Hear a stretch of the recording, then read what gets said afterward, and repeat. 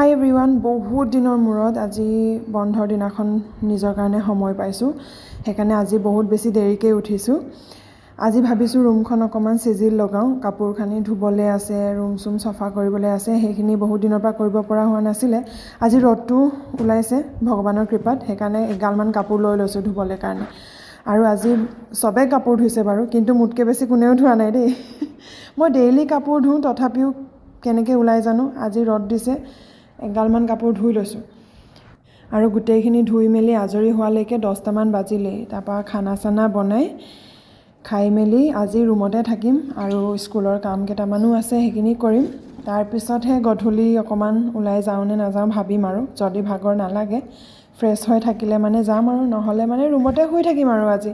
এনেকুৱা আৰু চান্স আগলৈ পায় নে নাপায় কাৰণ এক্সট্ৰা ক্লাছবোৰ থাকে যে। আজিহে নাই, সেইকাৰণে অকণমান মনটো ভাল লাগিছে আজি।